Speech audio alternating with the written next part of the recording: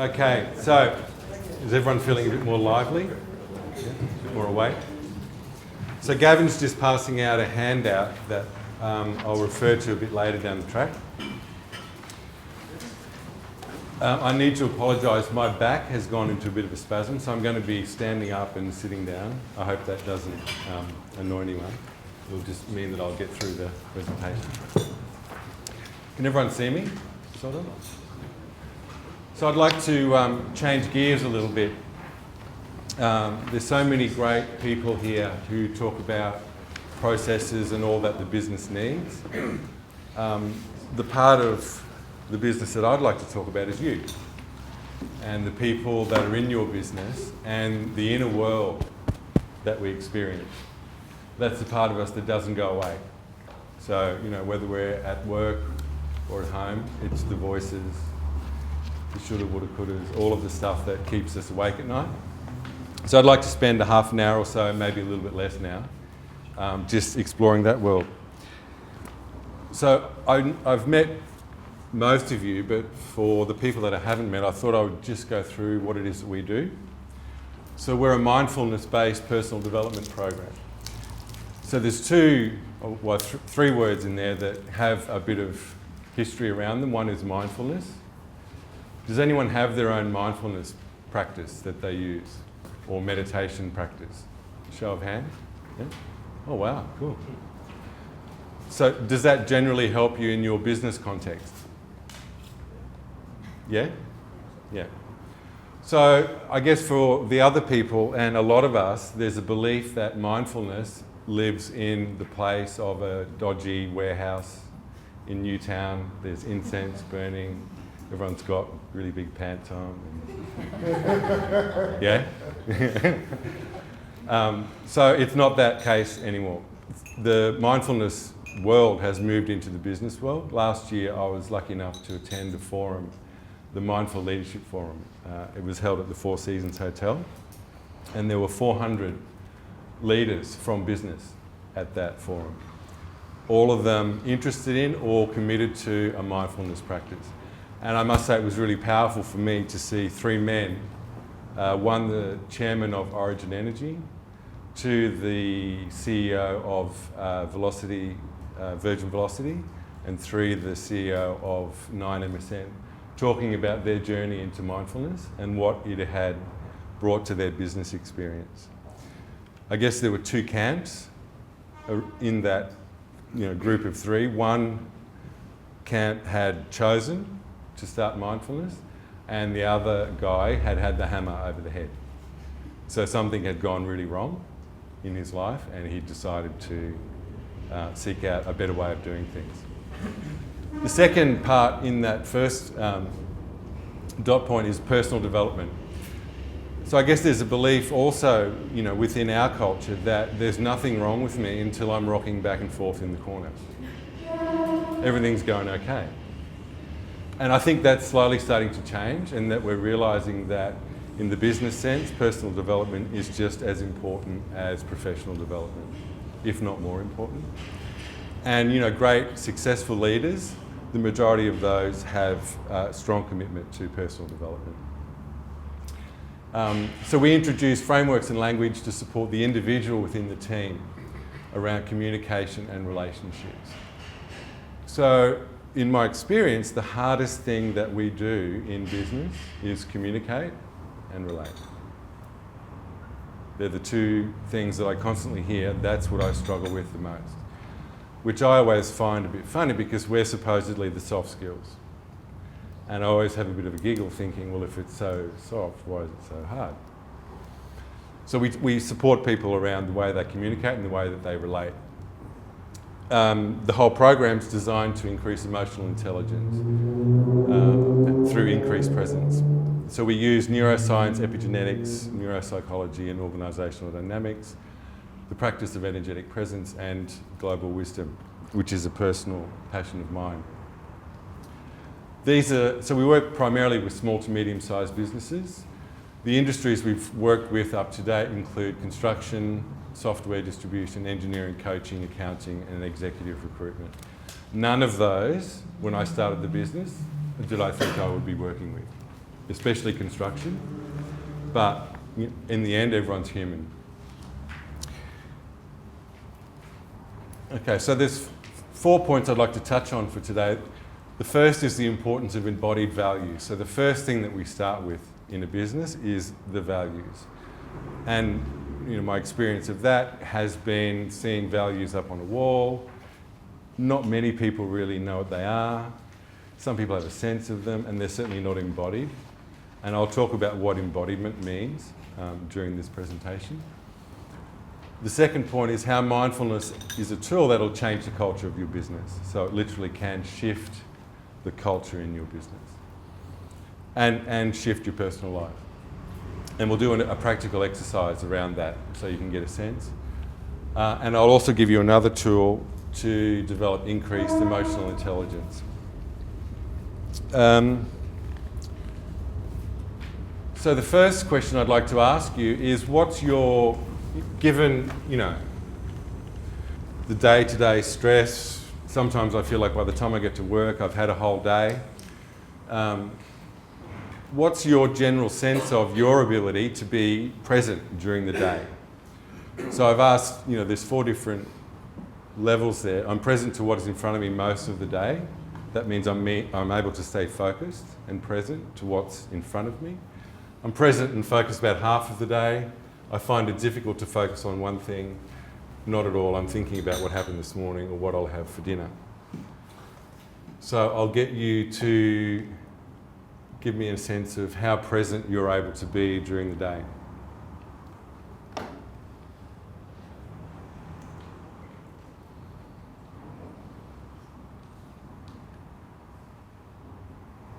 Great. Yeah. So that's about normal. I would say that, the 50% is pretty average, that half of the day. And science is telling us that that's actually a really good outcome, because normally we're only present about 20 to 30% of the day, given our minds worrying about the future, worrying about the past, all the stresses of what's going on. So that's good. I'm glad no one's in the bottom. The business might not be going so well. So I just want to run through the reasons why we use mindfulness as a tool. For us, it's actually the very first thing we do with a business is introduce a mindfulness practice so that people can start to have some sense of self-awareness. It's the foundation of emotional intelligence. Are any of you familiar with Daniel Goleman and his work? No? So he was a researcher, or is a researcher. He wrote a book called Emotional Intelligence in the 80s. And he's done an incredible amount of research on emotional intelligence. And what he's discovered, it's valued within the workplace twice as much as IQ. So the employees and leaders value it twice as much as someone's IQ or technical skills. So it is something that's very important and very valued. So it's the art of being fully in the moment. There's only one place we can be, and that's now. Yet our mind wants to keep taking us into the future and into the past, which creates stress, which leads to a whole lot of different things in our bodies. When we're present, we realise we have a bit more time and space, and we can choose to respond instead of reacting. Is everyone clear about the difference between responding and reacting? Yeah? So a reaction is something happens, given my old stories, I react that way. And I keep doing that over and over again and wonder why nothing changes. Responding is something happens, I take a breath, I'm able to see the bigger picture, and I choose something different. So they're quite distinct. We all do both. It makes self-awareness, self-regulation, empathy, motivation, connection, and integrity possible. People notice our level of presence and respond and react to it. Has anyone been in a meeting and they've felt like the other person isn't present? Yeah? How does that feel? Terrible? How else? Waste of time. Waste of time? Yeah. Does it happen often? Yeah? Yeah. So the important thing to remember is that we do that too. So it doesn't feel so good when we are experiencing that, and it's not so good for the other person as well. So the work that we do helps people stay present. And people notice that, and there's a deeper level of engagement and connection as a result. And importantly, it lowers our stress levels. Is anyone stressed? Feeling overwhelmed? Yeah. With all the things on the plate? Yeah. So mindfulness is a great tool to help support that, which then helps also with our physical health. So as I said before, it's moved firmly out of the yoga room into mainstream business. There's over 300 research papers around the use of mindfulness in business. And in fact, I don't know if you've heard that Chad Mentan, the guy who created the Search Inside Yourself program for Google, which is a mindfulness-based program, has been nominated for the Nobel Peace Prize. Okay, so I'd like to run you through an exercise, a grounding or mindfulness exercise.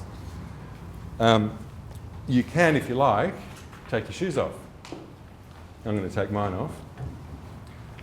My mind always flashes back to the first time I asked Dan to do this, about, was it 3 or 4 years ago? Yeah, and there was a look of incredulity on his face. He's like, you've got to be kidding me. And the next words were, are we going to sing Kumbaya? And I assured him that he could if he wanted to, but it wasn't in the plan.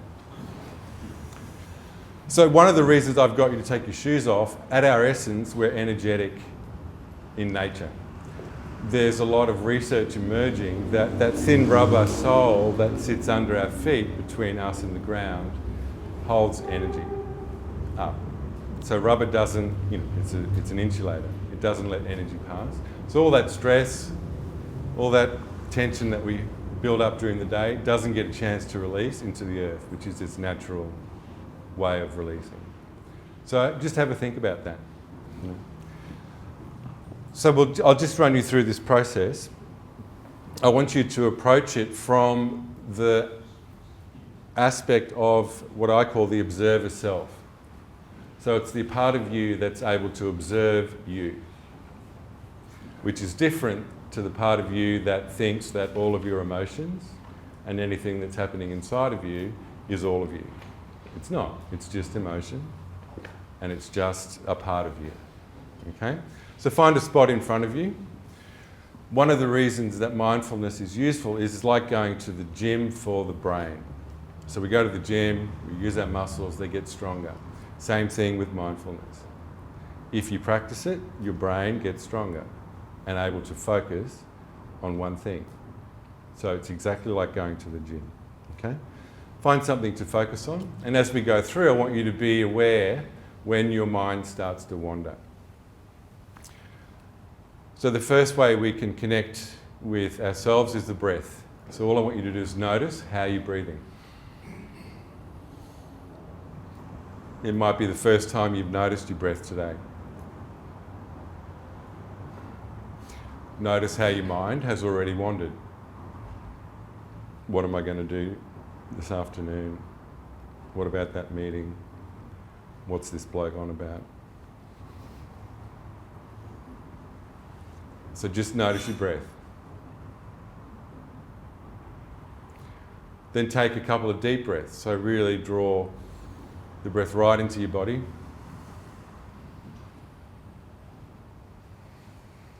And exhale, so let all the air out.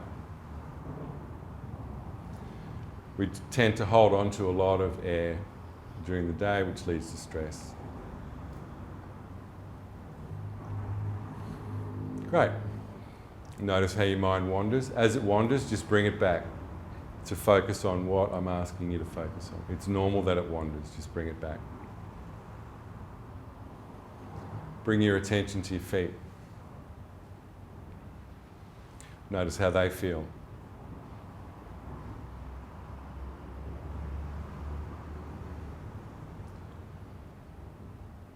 All your attention on your feet. Notice how your mind wanders. Just bring it back. Gently but firmly. Bring your attention up into your calves. Now I want you to use your mind to create what you want. So I want you to let go of any stress, tension, energy you don't need to hold on to, down through your feet into the ground, out of your calves.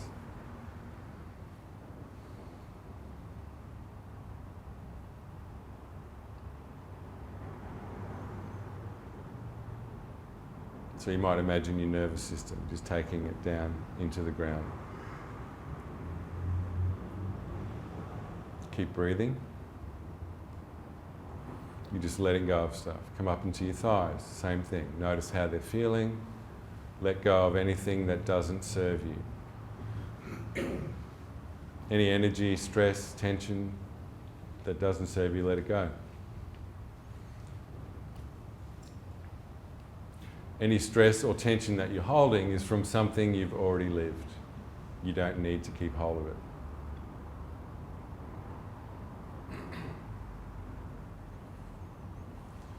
Coming up into your pelvis, same thing. Letting go.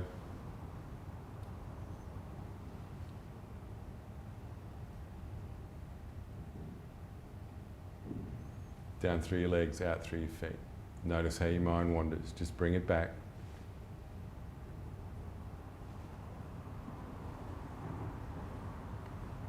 Keep breathing.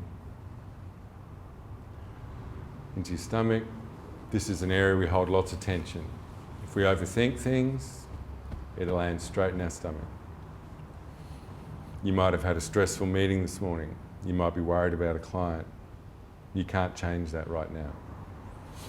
Let it go.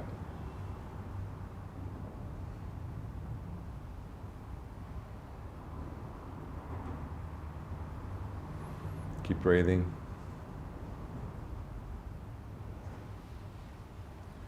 Coming up into your chest, shoulders.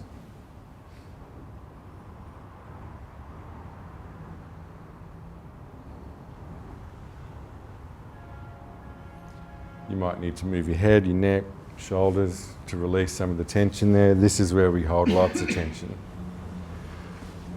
So this is your chance to become aware of it and let it go. Down through your body, down through your legs, out through your feet.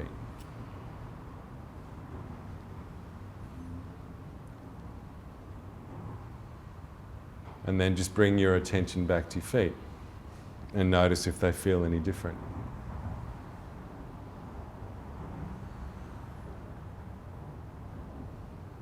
Does anyone feel any different? More relaxed? Yeah? Anyone else feel more relaxed? Yeah? Anyone else more stressed? Oh, good, it worked. So I want to just reflect to you that everything in your external world stayed the same. All you did was choose a different internal reality. You can do that at any time. We've started to associate busyness and stress as being the same thing. They're not. Stress is a choice. So a simple exercise like that took us 5 minutes can change your inner world, which changes how you respond to things. So that's always available. Okay? And that's just a simple beginner's mindfulness practice. So, hopefully you'll be able to remember it and use it at some point. So another thing, why is that practical in my business life? After a stressful meeting, do you really want to take that energy into the next meeting? No. So you can stop, even if it's just a minute. Let go of the energy, move into the next meeting clean and clear. On your way home from work, do you want to take all that stress into your house? No. Let it go on the way home. Okay? So there's lots of different ways that we can use it. Some of the questions that you guys asked about were specifically about profiling and personalities.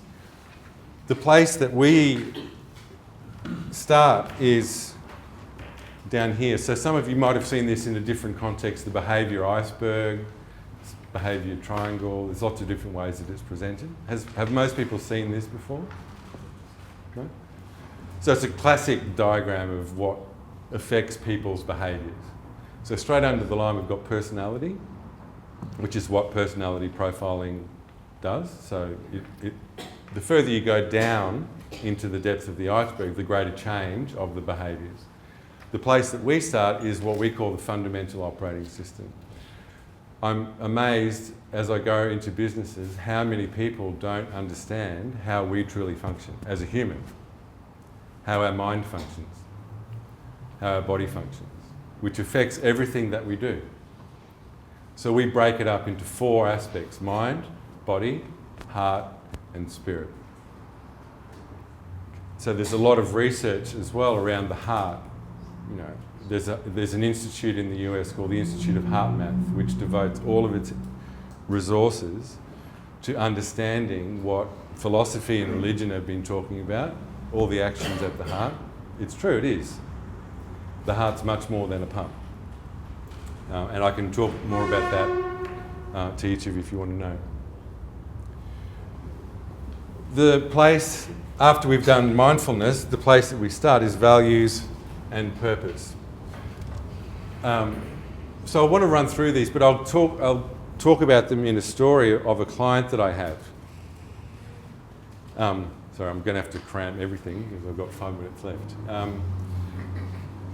So the reason that we think that values are so important is that they provide a clear boundary for communication and action.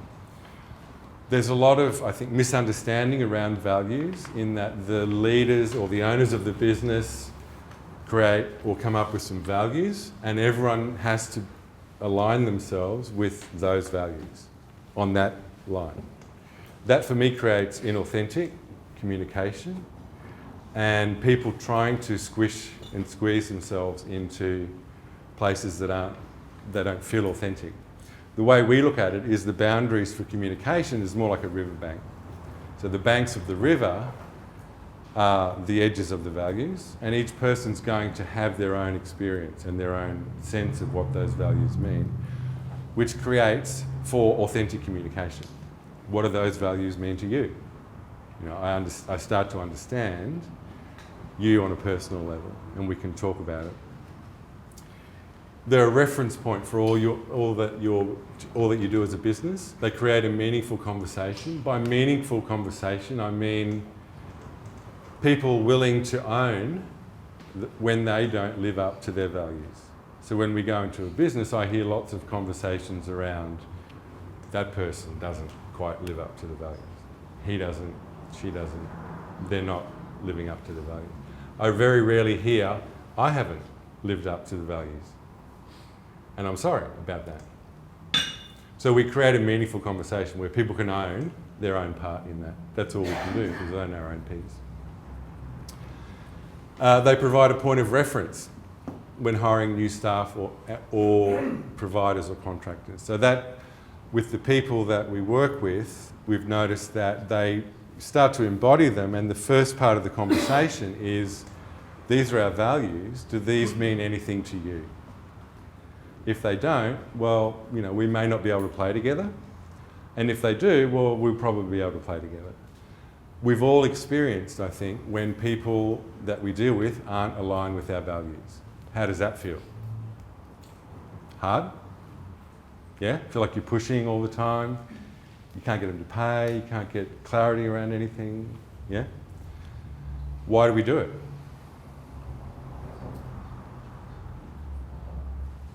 I don't know either.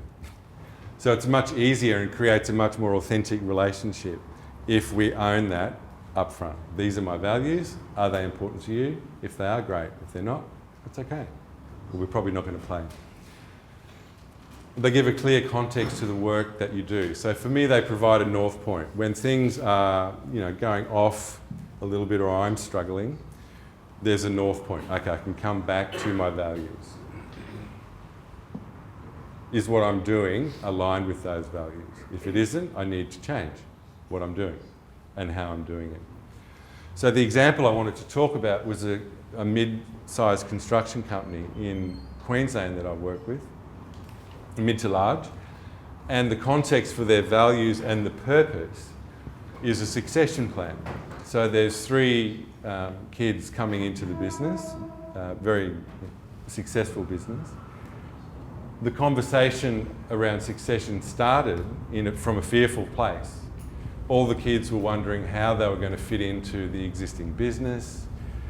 There was already starting to be a bit of infighting between them. The shadow of Dad lurking over the whole process, given that he'd been successful. So we came in and we got them clear about their values and, more importantly, each individual's purpose, which created a different conversation. It created a different context. Each of the kids was able to come to the table saying, this is what I'm good at, this is what energises me, and this is what brings me to the table, which was a completely different conversation than how we're going to divide this up. You know, that whole fear-based succession plan, the way that it normally goes. So that was one level, and also within their leadership team, having clearly defined values. It was funny, Nadia, I was laughing about the shovel swinging because working in the construction industry has taught me that that's pretty much normal. And these guys aren't willing to tolerate that.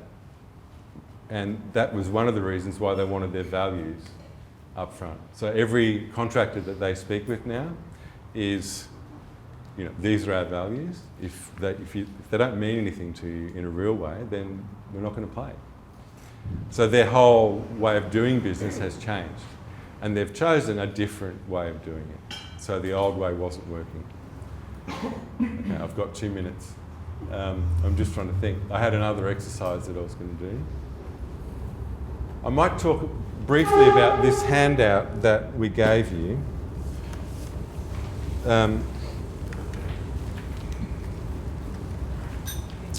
Actually, before I do that, I'd like to give you just a brief understanding.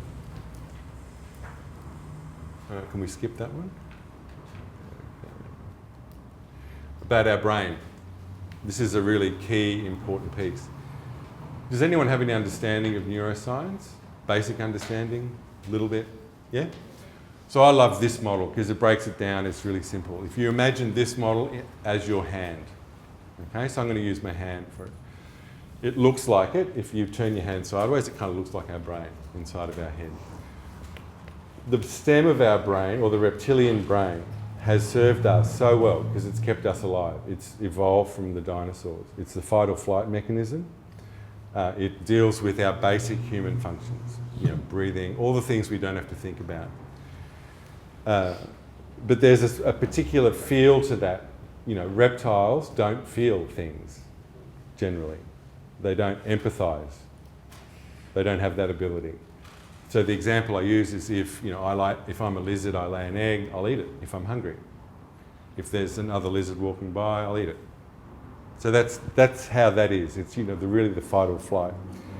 The next part, my thumb, is the limbic system of our brain. And this is where our emotions sit. Our emotional makeup happens between the ages of 0 and 7. And unless we go back into that and start to reprogram it, it stays at the age of 0 and 7, between 0 and 7, which is normally feeling pretty disempowered as kids. Okay? We're told not to do lots of things and we shouldn't be doing lots of stuff.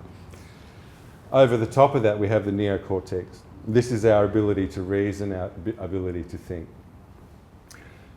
So, you know, what happens when we start to experience stress? So this, you know, this reptilian part of our brain was great. If there was a tiger chasing me, I'm gone, or I'm going to stand up and fight.